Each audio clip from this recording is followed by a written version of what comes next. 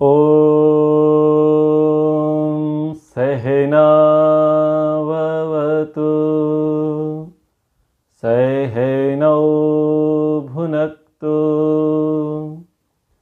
सह वीर्यं करवावहै तेजस्विनावधीतमस्तु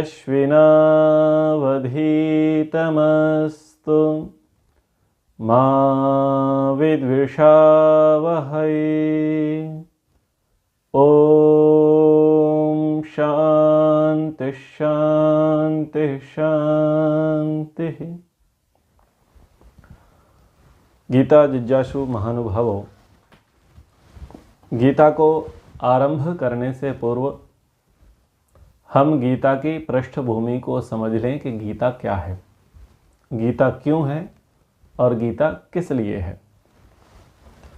सबसे पहले इतिहास को समझें। इस भारत में प्राचीन काल में एक राजा हुए जिनका नाम था दुष्यंत। उन्होंने कण्व ऋषि की धर्मपुत्री शकुंतला से विवाह किया और शकुंतला के पुत्र हुए भरत। उन प्रतापी भरत के नाम पर ही इस आर्यावर्त भूमि के इस भरत खंड का नाम भारतवर्ष पड़ा।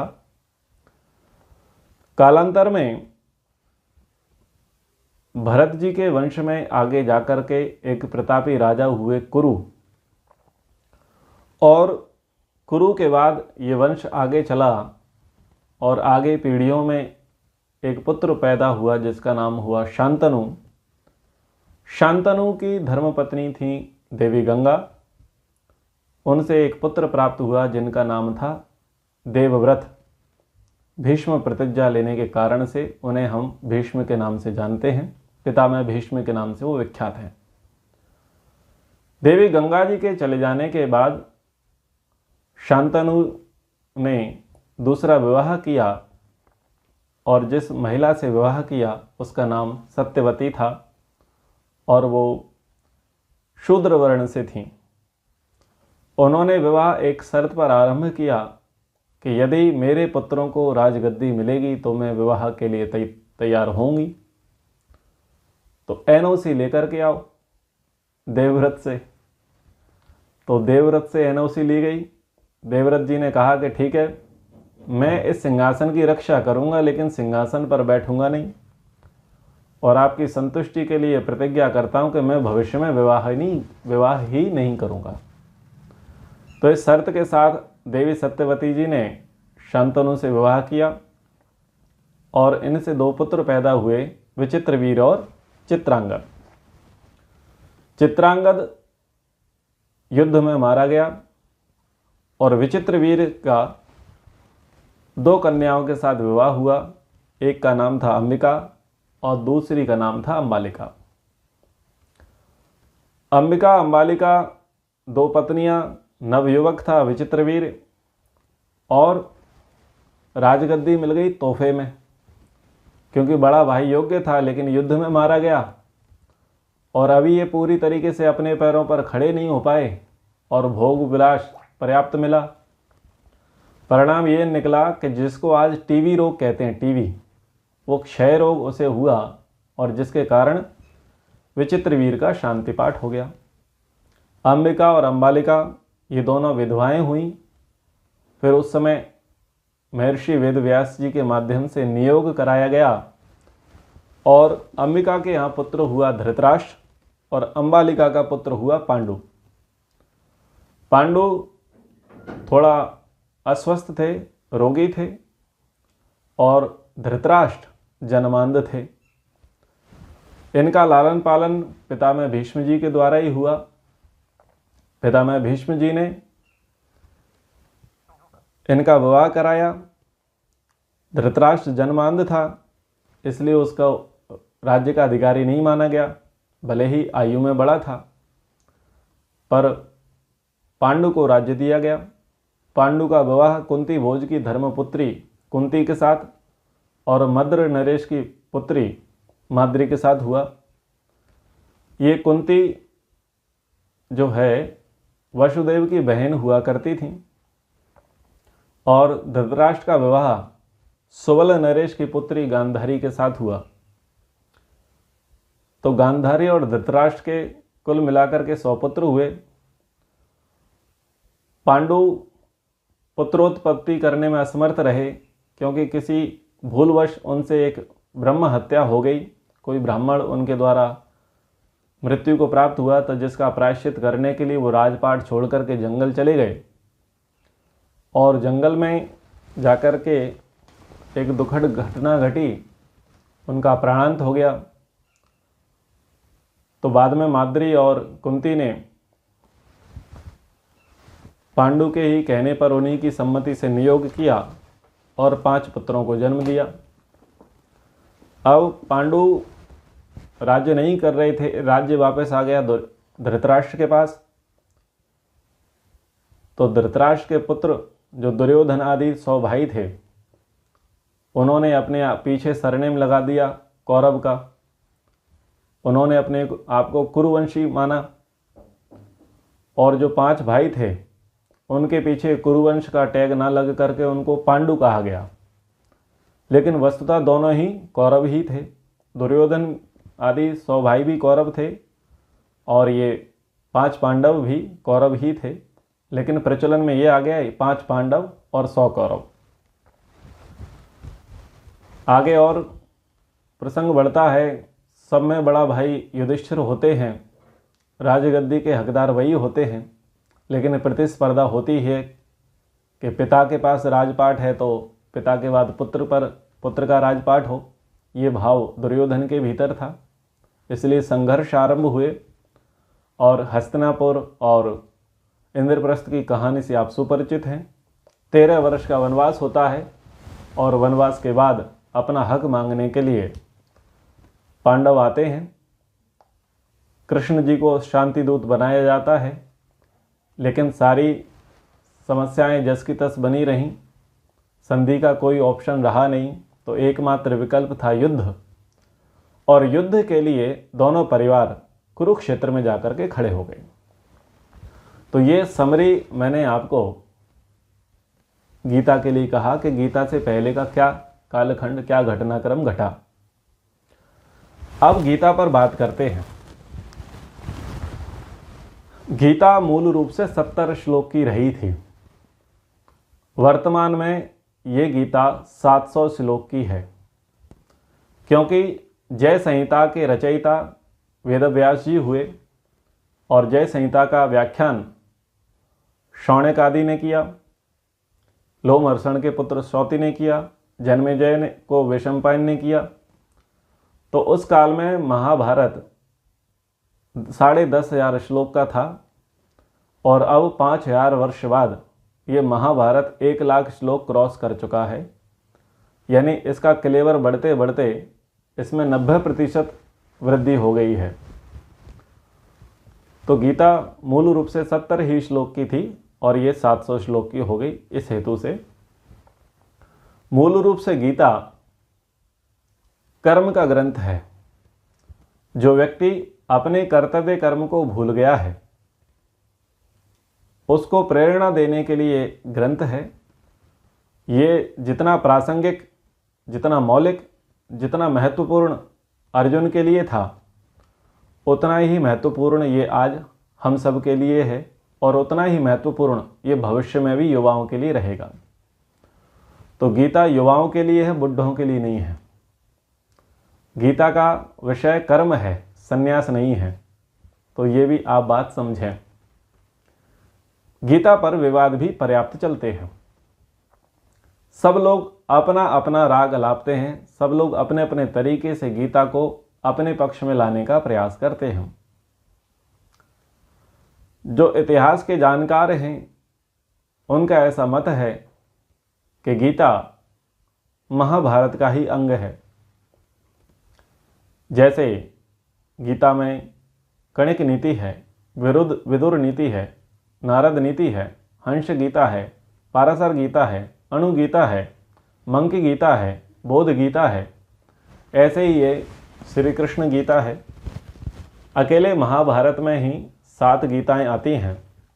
और ओवरऑल भारतीय जनमानस में 25 प्रकार की गीताओं का प्रचलन है। लेकिन उन सभी गीताओं में जो श्रेष्ठ गीता है वो यही गीता है जिसका नाम है श्रीमद् भगवत गीता। श्रीमद् भगवत गीता और श्रीमद् भागवत गीता, लोग कभी कभी एक जैसा इनका उच्चारण कर देते हैं और कभी कभी दोनों को एक ही मान लेते हैं। भागवत गीता और भगवत गीता में जमीन आसमान का अंतर है। भागवत गीता का अर्थ है भगवान के भक्तों की कथा और भगवत गीता का अर्थ है भगवान का ही व्याख्यान। तो जिसमें भगवान के भक्तों की कथा है वो है भागवत गीता, जिसको सप्ताह बोलते हैं लोग, 7 दिन का जिस पर व्याख्यान करते हैं। और जिसको भगवत गीता कहा जाता है, यानी जिसमें भगवान ने ही व्याख्यान किया है, प्रवचन किया है, वो श्रीमद् भगवत गीता है। गीता मूल रूप से भीष्म पर्व से आती है। जहाँ पर 70 श्लोक की गीता है वहाँ पर ये भीष्म पर्व में 3रे अध्याय पर आरंभ होती है। और जहाँ पर 1 लाख श्लोक वाला जो महाभारत है उसमें ये भीष्म पर्व के 25वें अध्याय से लेकर के 42वें अध्याय तक टोटल 18 अध्याय आते हैं। तो वहाँ पर 18 अध्यायों से युक्त 700 श्लोक की गीता है। उसी 700 श्लोक की गीता को हम पढ़ने जा रहे हैं। हाँ, 700 श्लोक की गीता का हम अध्ययन करेंगे। तो गीता 70 श्लोक की है या 700 श्लोक की? 700 श्लोक की गीता को आप पढ़ेंगे तो आपको पढ़ने मात्र में, यानी उसका पाठ करने मात्र में 3 घंटे लग जाएंगे। और प्रसंग क्या था? अर्जुन ने कहा कि हे पार्थ, हे कृष्ण, रथ को दोनों सेनाओं के मध्य में ला करके जरा खड़ा तो कर दो, मैं देखना तो चाहता हूं कि भिड़ना किससे है, लड़ना किससे है। तो दोनों सेनाओं के मध्य में जाकर के जब रथ रखा और अर्जुन ने देखा कि ये तो सब अपने परिवार वाले हैं, तो गांडीव हाथ से छूट गया। तो अब ये सोचो कि जो व्यक्ति लड़ने आया था और उसके हाथ पांव कांपने लग जाएं, तो आप उसे क्या समझाओगे? क्या आप उसे ये समझाओगे हवन करना चाहिए? क्या उसे आप भक्ति की बातें बताओगे? क्या आप उसे मोक्ष की बातें बताओगे? क्या आप पुनर्जन्म की बातें बताओगे? क्या आप सतोरजतम की बातें कराओगे? या आप ये बताओगे कि कर्म करो, आत्मा शाश्वत है, शरीर नश्वर है? क्या बात बताओगे? प्रसंग के अनुसार ही आपको वहां समझाना पड़ेगा।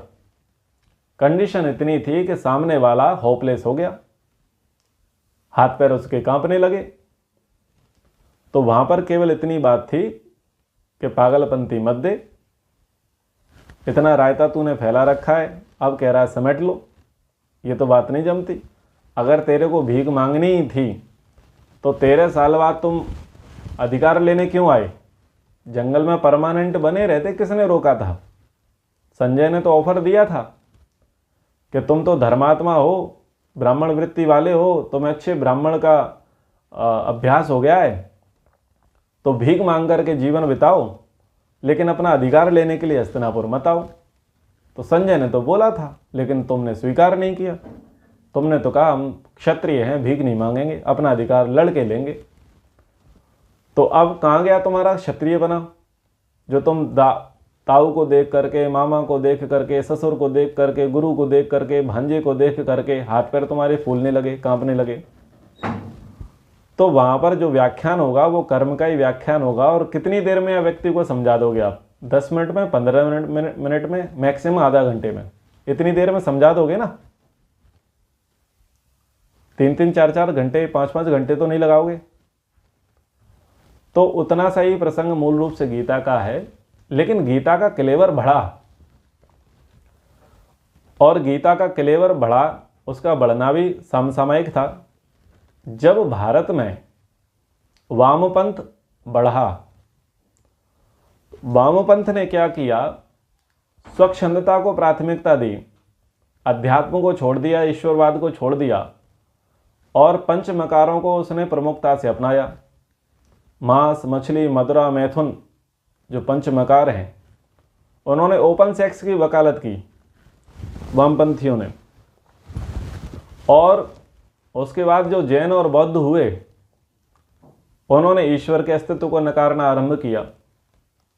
तो सबसे पहले जो गीता पर भाष्य हुआ वो आदि गुरु शंकराचार्य जी के द्वारा हुआ, जिनका केवल मात्र उद्देश्य ये था कि ये जो वाम मार्ग आ गया है, इस वाम मार्ग को हटाना, जो चारवाक मत चल पड़ा है इसको हटाना, और जो नास्तिकवाद चल पड़ा है, लोग ईश्वर को नहीं मान रहे हैं, तो लोग ईश्वर को मानने के लिए लग जाएं। इसलिए उन्होंने अध्यात्मवाद का वहाँ पर प्रचार किया और उस प्रकार से स्वामी शंकर ने गीता का भाष्य किया।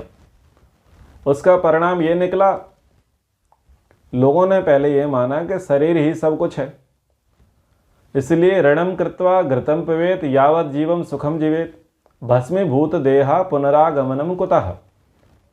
उस समय ये मेंटेलिटी थी जो आजकल JNU के छात्रों की मेंटेलिटी है, यही मेंटेलिटी उस समय चारवाक मत की थी, वाम मार्ग की थी कि अगला जन्म किसने देखा, यही जन्म फर्स्ट एंड लास्ट है, इसलिए इस शरीर का दम से भोग करो, इसे सुखी रखो, तंदुरुस्त रखो, और अगर गरीबी भी आ जाए, कमजोरी भी पड़ जाए, पैसा भी कम पड़ जाए तो चोरी करो या कर्जा लो। जैसे विजय माल्या है, ऋणम कृत्वा घृतम पिबेत, है ना विजय माल्या, नीरव मोदी, ऋणम कृत्वा घृतम पिबेत, भारत के बैंकों को खाली करके मौज लूट रहे हैं, मलाई खा रहे हैं। इनकी मत यही है कि अगला जन्म किसने देखा, वर्तमान जन्म को शानदारी से भोगेंगे। तो उनके मत को तोड़ने के लिए स्वामी शंकराचार्य ने कहा कि ब्रह्म सत्यम जगन मिथ्या, कि तुम जगत को फर्स्ट एंड लास्ट मत मानो, शरीर को फर्स्ट एंड लास्ट मत मानो, ईश्वर सत्य है, ये जगत तो झूठा है, मिथ्या है। लेकिन उसका इतना अतिवाद हुआ कि लोगों ने एक अलग परंपरा चला दी, बोले संसार वंसार कुछ नहीं, सब पागलपंती है, सब सपना है, वास्तविकता तो ईश्वर है। तो वो उस समय भाष्य हुआ, उस भाष्य ने बढ़िया काम किया। लेकिन धीरे धीरे जैसे जैसे समय बीतता गया, गीता पर अलग अलग प्रकार के भाष्य होते गए। जब भारत गुलामी की बेड़ियों में जकड़ा हुआ था तो उस समय बड़ी विडंबना थी। उससे पहले रामानुज आचार्य ने भाष्य किया, माधवाचार्य ने भाष्य किया, विनोबा भावे ने भाष्य किया, अरविंद घोष ने भाष्य किया। लेकिन जब बाल गंगाधर तिलक ने भाष्य किया, बाल गंगाधर जी ने एक पुस्तक पढ़ी, सत्यार्थ प्रकाश। उस समय के पुनर्जागरण के पुरोधा कहे जाते थे महर्षि दयानंद सरस्वती जी, उनकी पुस्तक पढ़ी उन्होंने, सत्यार्थ प्रकाश। सत्यार्थ प्रकाश से वो बड़े प्रभावित हुए। वहाँ पर उन्होंने स्वराज्य शब्द देखा, इसलिए उन्होंने नारा लगाया, स्वराज्य मेरा जन्मसिद्ध अधिकार है। चूँकि उनका साहित्यों पर अच्छा प्रभाव था, तो बाद में उन्होंने गीता पर टीका लिखी, कर्म को लेकर के उन्होंने गीता पर टीका लिखी। उसके बाद सर्वपल्ली राधाकृष्णन, उन्होंने गीता पर टीका लिखी। इन लोगों ने जो गीता पर टीका लिखी वो समसामयिक थी, यानी वर्तमान भारतीय जनमानस को गुलामी की बेड़ियों से निकालने के लिए उस दृष्टिकोण से इन्होंने टीकाएं लिखी, सर्वपल्ली राधाकृष्णन जी ने और बाल गंगाधर तिलक जी ने। सर्वपल्ली राधाकृष्णन जी ये कहते थे कि दुनिया के कितने भी लोग भारतीय संस्कृति सभ्यता पर अगर आघात करने के लिए आ जाएं, तो गीता एक ऐसा अथाह शस्त्रगार है जिसमें से एक एक सूत्र निकालेंगे, एक एक श्लोक निकालेंगे और दुनिया के सारे आक्रमणों का हम प्रतिरोध कर देंगे। इतना अद्भुत शस्त्रगार है गीता। और गीता में कर्म के रहस्य को बताया गया। गीता का जो मजेदार प्रसंग है वो मैं आपको सुनाता हूं। गीता में कहा गया है कि क्लेब्यम मां स्म गमः, कि हिंजड़ों की तरह मत सोचो। क्लेब्यम यानी नपुंसकता को जीवन में लेकर के मत आओ, उठो, कायर मत बनो, वीर बनो। और एक पंक्ति आती है, क्षुद्रम हृदयम दौर्बल्यम त्यक्त्वा, यानी वो पंक्ति कहती है कि तुम उत्तम चरित्र के धनी हो, हृदय की कमजोरी को त्यागो, तुम पवित्रता में, शुद्धता में परिपूर्ण हो, तुम लोग दासता के लिए पैदा नहीं हुए, गुलाम मत बनो। केवल भारत की ही स्त्री ये कह सकती है कि यदि मेरे बाल पकड़ करके खींचे गए हैं तो मैं तेरे खून से अपने बालों को साफ करूंगी। ये केवल और केवल कहने का सामर्थ्य भारत की स्त्रियों में है। ये सामर्थ्य कि यदि तुम हाथ पकड़ोगे तो तुम्हारा गला काट दिया जाएगा, ये सतित्व, ये पवित्रता, ये शुद्धता अगर पूरी दुनिया में अगर कहीं पर है तो भारतीय नारियों में है। और आपको रूस में, फ्रांस में, अमेरिका में, चीन में, जापान में, अन्य देशों में ये पवित्रता, ये शुचिता मिलेगी नहीं। तो गीता यही कहती है कि तुम उत्तम चरित्र के धनी हो, कमजोर मत बनो, पवित्रता से तुम ओतप्रोत हो, तुम लोग दासता के लिए पैदा नहीं हुए, तुम लोग गुलाम मत बनो। हम लोगों ने क्या किया, जब अंग्रेज आए, उससे पहले मुगल आए, तो हम मानसिक गुलाम बन गए। और अंग्रेजों ने क्या कहा कि तुम लोग हमारे जूते साफ करने आते हो, पॉलिश करने आते हो, इसलिए सिर उठा करके चलो। तो उस समय ऐसी गुलामी थी कि जो अंग्रेजों के गुलाम थे, अंग्रेजों के चाटुकार थे, वो सिर ऊंचा करके चला करते थे। ये बताते थे कि देखो हम लेफ्टिनेंट के, वाइसराय के और फलाने फलाने के बड़े खासम खास हैं और तुम लोग तो हे हो। तो वहाँ पर स्वामी विवेकानंद जी ने कहा कि भाई ये मन की दुर्बलता और दासता को त्याग दो, थोड़ा कर्मठ बनो, थोड़ा स्वावलंबी बनो, थोड़ा स्वाभिमानी बनो, तो गुलामी को त्याग दो। और एक वचन आता है कि अपकीर्ति होने से जीने की अपेक्षा मर जाना ज़्यादा अच्छा है। गीता ये कहती है कि आप अपकीर्ति में मत जियो। गुरु तेग बहादुर हुए, उनके सामने कश्मीरी लोग आए और कश्मीरी लोग प्रार्थना करने लगे कि मुस्लिम लोग आते हैं और हमारी गोद से हमारी लड़कियों को छीन करके ले जाते हैं और कई लोग मिलकर के बलात्कार करते हैं। बलात्कार से जब वो पीड़ित हो जाती हैं तो उनको झेलम नदी में फेंक देते हैं। तो गुरु तेग बहादुर जी के पास में भाई दयाला खड़े हुए थे। उन्होंने कहा कि जो जाति अपनी अस्मिता की रक्षा नहीं कर सकती, ऐसी जाति के लोगों को जीने का कोई अधिकार नहीं है, उनका तो मर जाना ही श्रेयस्कर है। कहने का अर्थ है कि तुम लोग दुआई मांग रहे हो, भीख मांग रहे हो कि हमारे गोद से, हमारे पास से, हमारे दामन से हमारी लड़कियों को, बहनों को, बेटियों को उठा करके ले गई और तुम यहां पर आए हो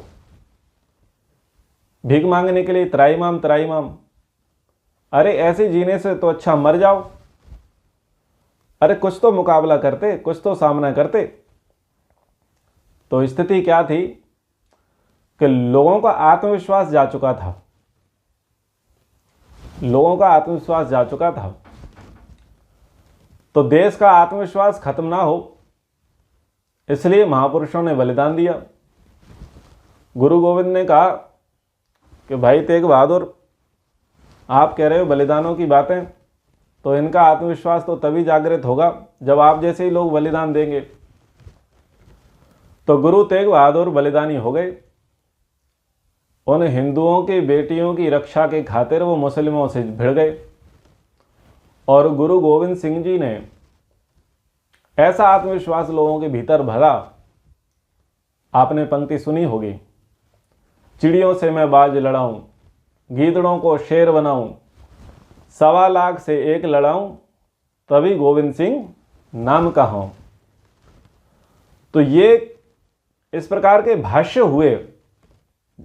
जब हम गुलाम हुए तब इस प्रकार के भाष्य किए गए, क्रांतिकारी भाष्य किए गए, ताकि लोगों के अंदर देश प्रेम जागे, आत्मविश्वास जागे, राष्ट्रभक्ति जागे और लोग कर्मठ होकर के उठ खड़े हों। तो कहने का तात्पर्य है कि समय समय पर गीता पर भाष्य हुए हैं। अलग अलग विद्वानों ने अपने अपने तरीके से गीता पर भाष्य किए और जैसी भारत की दुर्दशा थी या दशा थी, उस दशा को देख करके लोगों ने गीता के भाष्य किए। ठीक है। गीता पर 3 विवादों में से प्रथम विवाद पर मैंने कहा कि लोग ये मानते हैं कि गीता महाभारत का अंग है। कुछ लोग ऐसा मानते हैं कि प्रस्थान त्रयी का भाग है गीता। प्रस्थान त्रयी में 3 पुस्तकों को आदर के साथ लिया गया है। एक पुस्तक का नाम है उपनिषद, दूसरे का नाम है वेदांत और तीसरा है गीता। तो प्रस्थान त्रयी से उन्होंने गीता को एक माना है। तीसरा मत जो चलता है गीता के संबंध में, वो ये चलता है कि लोग गीता को उपनिषदों का सार मानते हैं और हेतु देते हैं सर्वोपनिषदो गावो दोग्धा गोपाल नंदनः पार्थो वत्सा सुधीर भोक्ता दुग्धम गीतामृतम महत। इस प्रकार का हेतु देते हैं कि सारे उपनिषद मानो गाय हैं, ऐसे से उसकी व्याख्या करते हैं। इस श्लोक से आप परिचित ही हैं।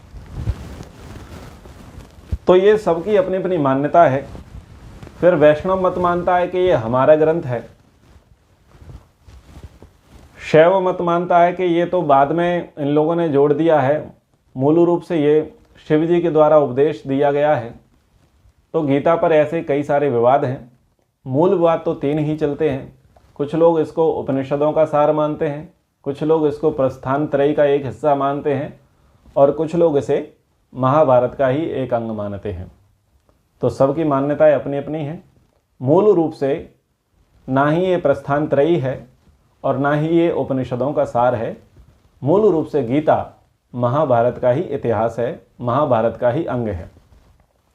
कालांतर में जब महाभारत का क्लेवर बढ़ा तो गीता का भी क्लेवर बढ़ा।